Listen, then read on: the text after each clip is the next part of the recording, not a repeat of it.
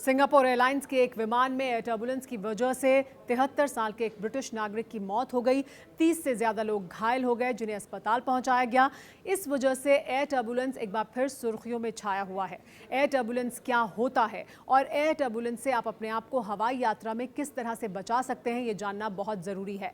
Air turbulence से अपने आप को बचाने का एकमात्र उपाय यह है कि आप अपनी सीट बेल्ट को हमेशा लगा कर रखें।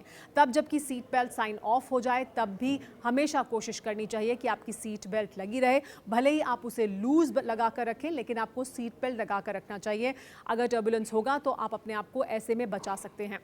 टर्बुलेंस होता क्या है ये भी जानना बहुत जरूरी है। दरअसल हवा अलग अलग दबाव पर, अलग अलग तापमान में या अलग अलग स्पीड से, यानी दो दिशाओं से आने वाली हवा जिसका दबाव अलग अलग है, प्रेशर अलग अलग है, जिसका तापमान अलग अलग है या उसकी स्पीड अलग अलग है, अगर वो टकराती है तो वहां पर एयर टर्बुलेंस पैदा होता है, जिसकी वजह से विमान को वो प्रभावित करता है।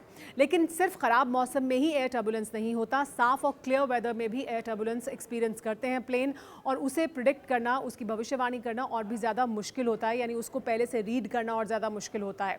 लेकिन आप अपने आप को सीट बेल्ट लगाकर हमेशा प्रोटेक्ट कर सकते हैं, क्योंकि आमतौर पर विमान में टर्बुलेंस की वजह से विमान को क्षति नहीं होती है, लेकिन वो तमाम लोग जो सीट बेल्ट नहीं लगाकर जिन्होंने रखा है या जो क्रू के सदस्य हैं, उन्हें चोट ज़्यादा आती है। ऐसी रिपोर्ट भी सामने आई थी। 2008 से 2018 के बीच में एक रिपोर्ट अमेरिकन एजेंसी ने सामने रखी थी, जिसमें विमान दुर्घटनाओं में 1/3 से ज़्यादा दुर्घटनाएं एयर टर्बुलेंस की वजह से होती हैं। ये रिसर्च सामने आई। इसके अलावा नेशनल ट्रांसपोर्टेशन सेफ्टी बोर्ड ने भी एक रिसर्च की, जिसमें पाया कि टर्बुलेंस की वजह से होने वाली दुर्घटनाएं काफ़ी आम हो गई हैं।